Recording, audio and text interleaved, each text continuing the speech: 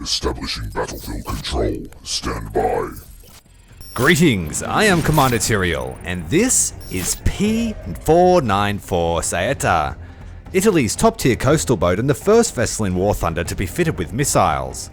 Vessels of the MC-590 series were kings of the game a few years ago, with a single boat able to wipe out entire teams.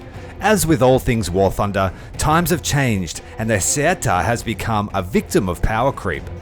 But before we go into that, let's talk about the series itself. Between the 1950s and 1970s, the Italian Navy was experimenting with particular gunboats whose armament and configuration could be quickly changed. These boats would be called convertible gunboats, or motoconvertibili, going from the MC-490 to the Lampo class and finally the Freccia Class.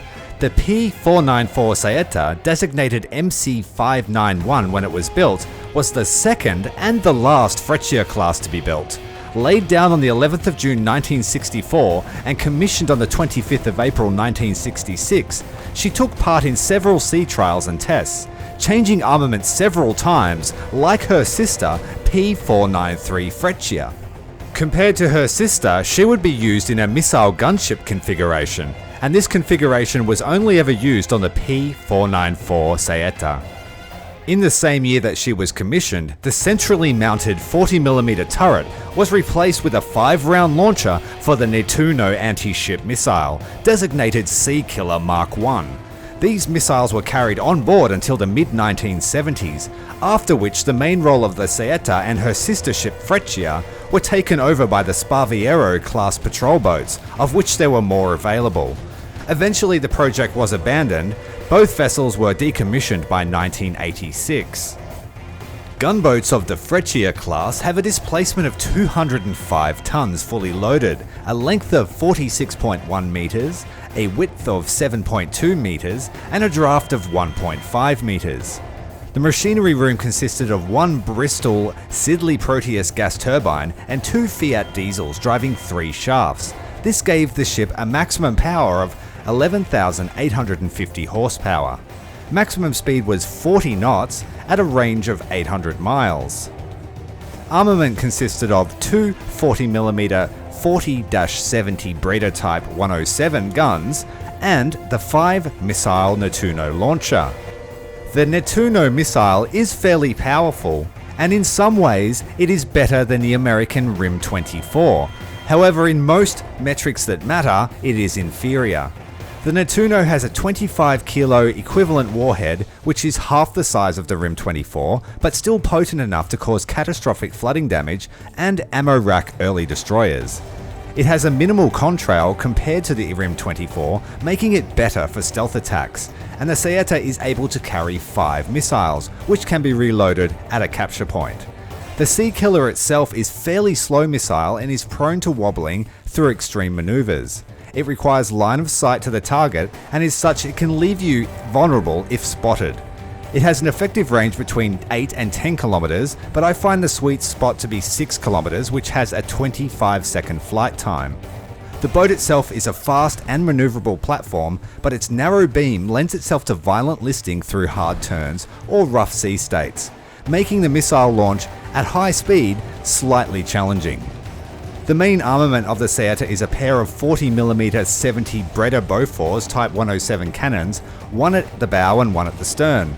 The guns possess a fast fire rate and excellent velocity of 1,000 meters per second. Both turrets have a full 360-degree arc and horizontal rotation and traverse speed of 95 degrees a second, more than fast enough to keep up with most surface and air targets. These guns have access to 2 types of ammunition, high explosive frag and high explosive variable time fuse.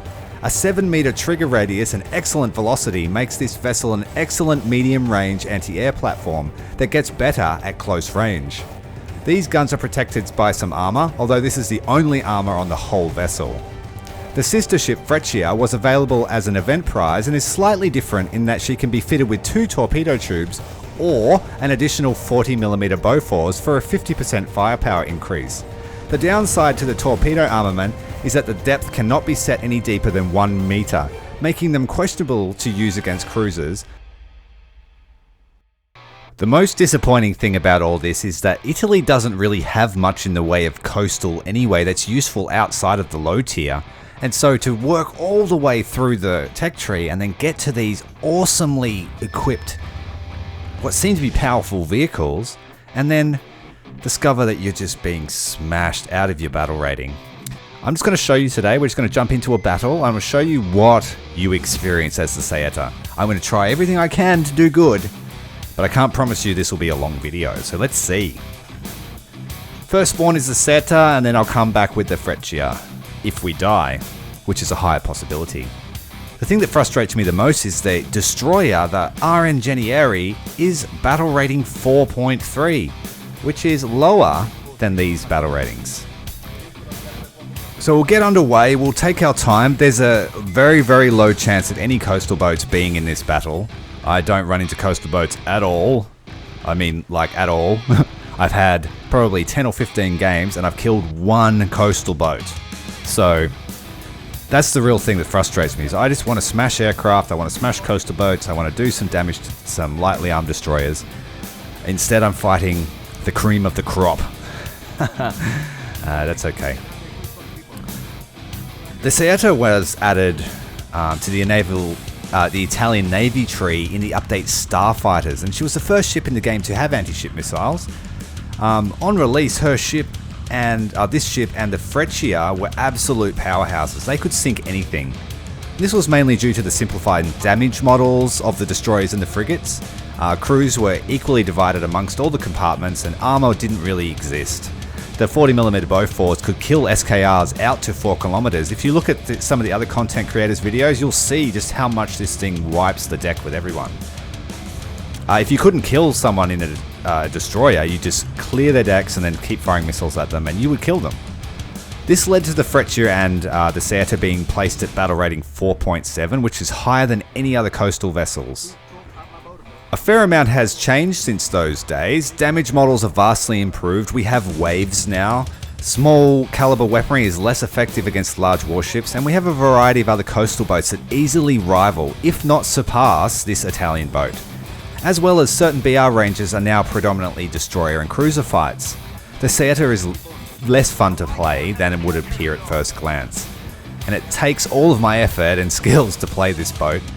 Even then I suffer a lot. I've got a lot of 5.7 up tiers, which always consist of 4 cruisers and a swarm of American destroyers, and they will clear you away from anywhere that you exist.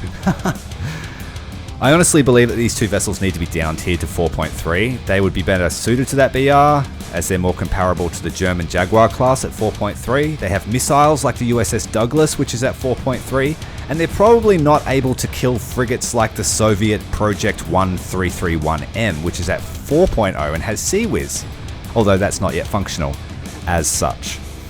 To illustrate the absurdity of this BR, I'm fairly fortunate, and this map hasn't really presented any dangers to us yet. So we're going to line up our first ambush. We've taken a capture point, which will be a place for us to replenish our missiles once we've finished our attack. Pre-launching this missile, aiming for the top turret there. The B turret there, if you hit there and ready rack, you will blow him up, as you just saw. Aiming for the second turret, try and get the same effect on the rear. So if you know your damage models, you know where to aim, you can do significant damage with the Nettuno. Hit the bridge there to take away any control, and we'll try and clear the decks, kill the torpedo tubes, just to finish off the last of those crew levels. He was turning into that damage, that wasn't ever going to be good for him. We'll fire a Nettuno at this gearing, or Frank Knox, and see if we can get the same effect from the B turret. He's at a move, and so are we, so the missile needs to be led a little bit. We overshot. Try again on the rear. Taken out both turrets, but now we are out of missiles. The high frag armor in the American destroyers means we can't really do much damage at all, except where we hit directly. Also, the guns are not going to do anything but help clear the decks. We can't get through the hull of those ships. Alright, we can take a wide berth and we're going to head back to the Bravo point. keeping an eye out for threats now because we cannot really fight destroyers anymore. But once I do get some ammunition back, I will continue my assault. Taking pot shots at destroyers here just to help take out their turrets, which you can do quite easily. 1,000 meters per second velocity on these guns makes it fairly easy to hit things at 3 to 4 kilometers. I pretty much just always take the proxy fuse shells. They do have slightly less TNT than the standard HE shell. On the stat card it says that they both have 5 mil of penetration, so I'll just go with that. We know how accurate all the stat cards are. And I've also wanted to really fight aircraft, and I haven't seen any of them. Not one single aircraft. Just masses and masses of American destroyers. Which really takes the flavor out of coastal gameplay. That sweet spot of 4.3s is my favorite battle rating, simply because of the diversity of the ships that you fight and you see. And all of the coastal vessels at 4.3 are capable of doing something. Righty. The missiles reload fairly quickly, every 10 seconds or so. So 1 minute on the cap and we have a full load once again.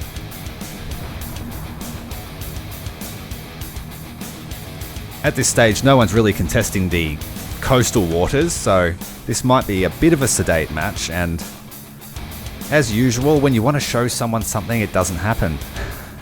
So we might go and look for a fight. Missiles are almost fully reloaded. We'll fire one off while we're still on the capture zone. Very prone to listing this boat. And the Nettuno launcher does not have the best elevation or depression speeds. We'll get that juicy ready rack. Back in the old days, that would just obliterate a ship straight out. This is my first personal time using the Saetta, but I have seen a lot of people do a lot of damage to me with these back in the older days. Now I rarely see them, if at all. And that would be because of the split of the tech tree. Like, this boat used to be the reward for grinding through the entirety of the naval tree.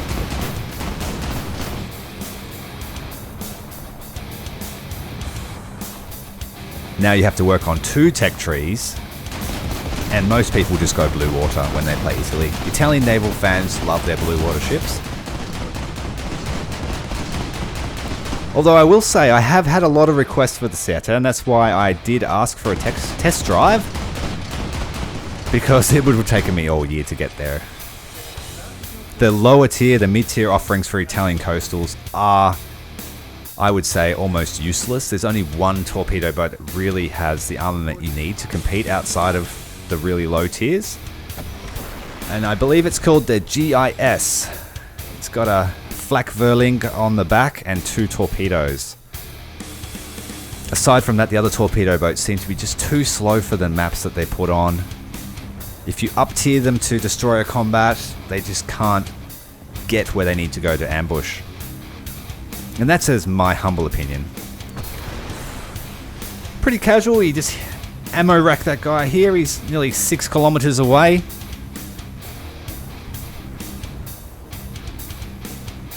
There's a lengthy flight time. It's about 25 seconds. 26 seconds at this range.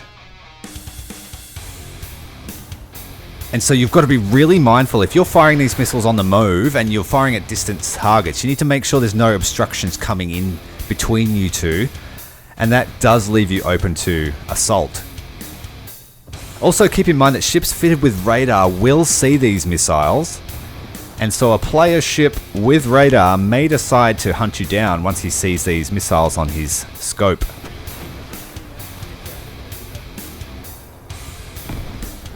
And because we're on the capture point, I'm just reloading missiles. I've got a full stock every single time I need to fire one.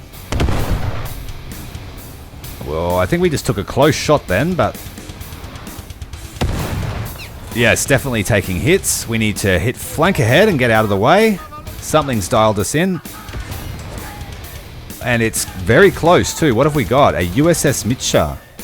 That's extremely dangerous to a coastal patrol craft like ourselves, especially at close range. So I'm going to do a little sneaky trick that I like to do on this capture point. Is pretend to run away, but not. Angle myself up here, close up against the rocks. Against this shipwreck here. And once the enemy frigate comes into... Oh, well, the Mitscher is actually a destroyer, I guess you could say it. It's large enough to be a destroyer. By Cold War standards, it's probably a destroyer. And now we just wait. We'll make him think that we dashed for cover to get away from him. And then we're going to do shock and awe.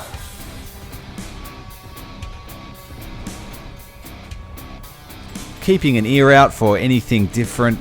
No changes in the scenery. That guy was at full steam, so I'm assuming he's going to be reaching that little narrow inlet any second now. So what we'll do is we'll start our assault. Wait until we get positioning data on the ship. There he is. We call in an artillery strike ahead of his position, taking notice of where his bow is headed. He hasn't seen us yet, so this gives us first strike capability. We're going to aim for his anti-submarine mine launcher. We hit it, but sometimes you can ammo rack them. We need to take out the main gun. Main gun is now down, the 76mm gun. Try and hit his bridge just as our artillery strike comes in. Perfectly timed artillery strike and perfectly placed. Now we're aiming the missiles down towards the hull to try and start a catastrophic sinking event. He's bringing his rear gun around, so I'm spraying his deck as much as I can. Another one to the front there, trying to take out the pumps.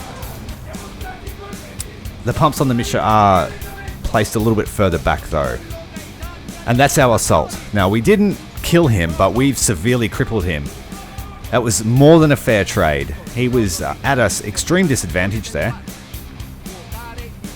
So he's going to now push that Bravo point, and I need to counteract his moves without putting myself at risk. So I'm heading to the Charlie point now, and we will capture Charlie, reload our Neptunos, and if he pokes his head out, we will splat him. Also, if he stops on the capture point, that makes him predictable, and I may be able to hit him with an artillery strike. I would say that artillery is one of your primary weapons in a coastal boat that has it, and it should always be used to either cover an escape or make a mess of somebody. Now, I think he's stalled out. I think he's really sinking.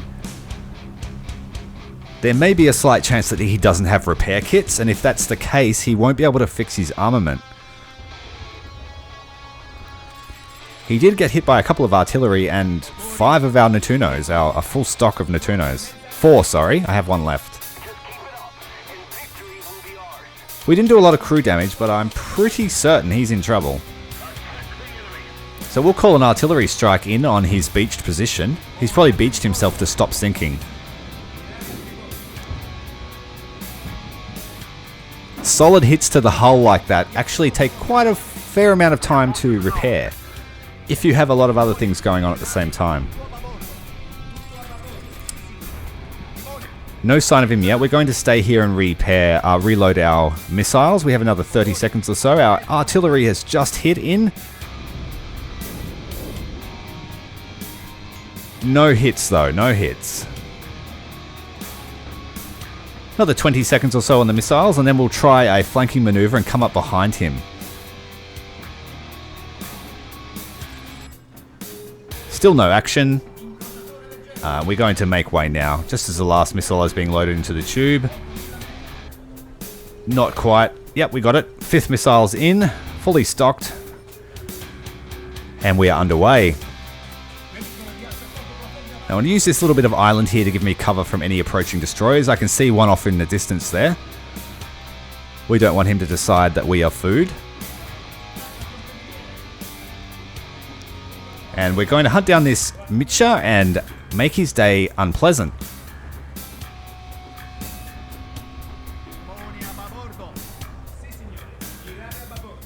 Alright, coming about now to the port side. We're going to come around the island here. He will never expect us to come from the rear. This boat is fast enough to do that sort of thing. 70 kilometers an hour is pretty much my limit for a good, whether I classify a boat as good or not for speed. 70 kilometers an hour is sort of the fastest destroyers are 71, 72. If you're faster than that, you can catch them in a chase, and that's what you want. That's what increases the versatility of a coastal boat. Oh, he's had a detonation. He was probably rammed up on the island and timed out. Alright, so we got a kill with our Neptunos. And we're winning. Alright. That is a bad sign. I believe it's possibly a battle class. And when they're turning that aggressively, then you just know they're coming towards you. Keep an eye on the grey box. He's taking some fire. If he sees us now, we are dead meat.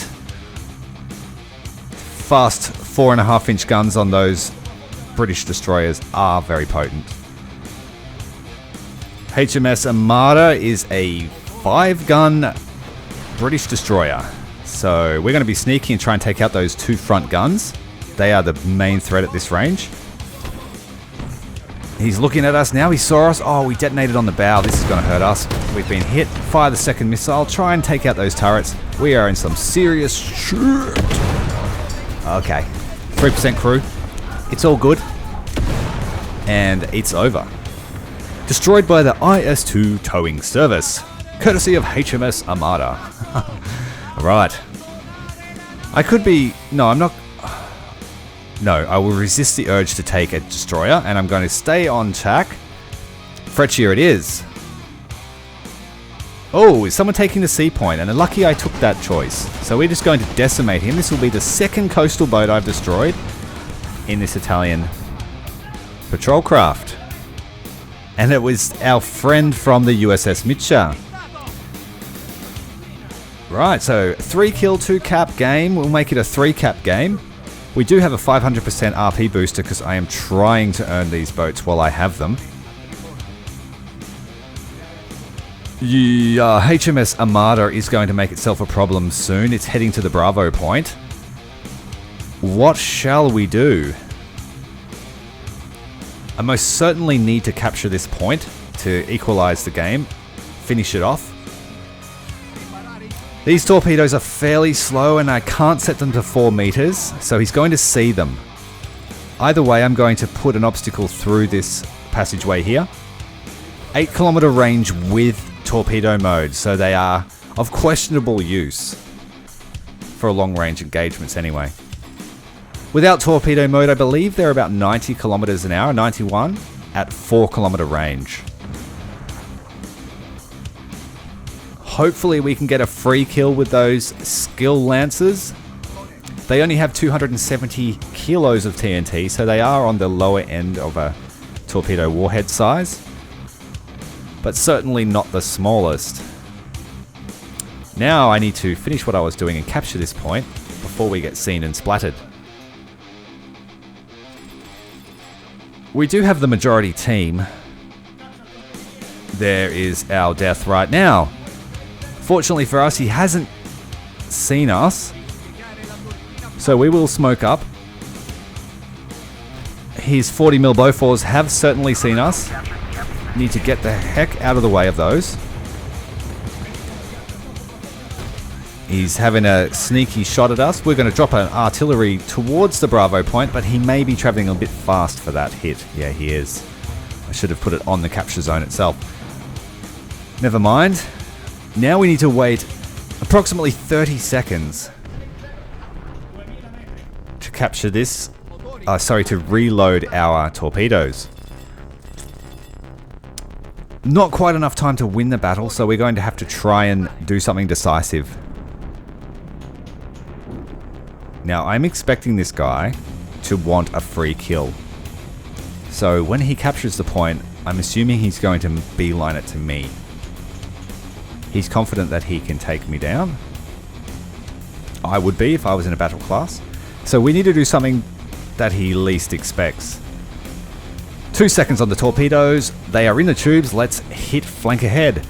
So we're going to come up behind. We're going to do a rear action here. Once we clear this obstacle, we'll head off to the port side and come around the island.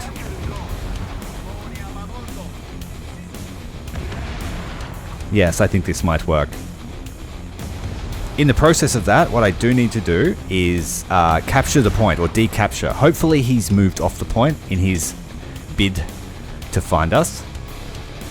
I would honestly say this is my best game in these two boats so far.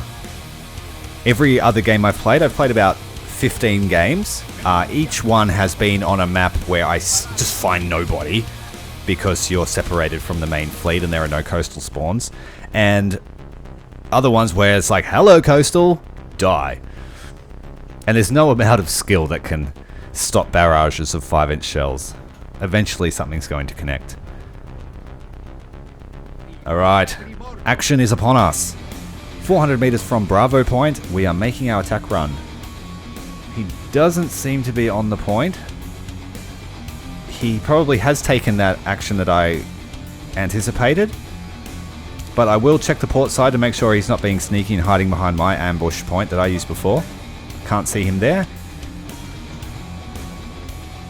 No boat there. He must have hooked it to Charlie. Still not there. Where did he go? Did he disappear? Die? Oh, there he is. He hasn't seen us yet. Fire! Oh, we've taken out that rear Bofors, which is probably the most dangerous one. We just need to keep our damaged bow. We've fired a torpedo. Oh, the other torpedo tube is damaged.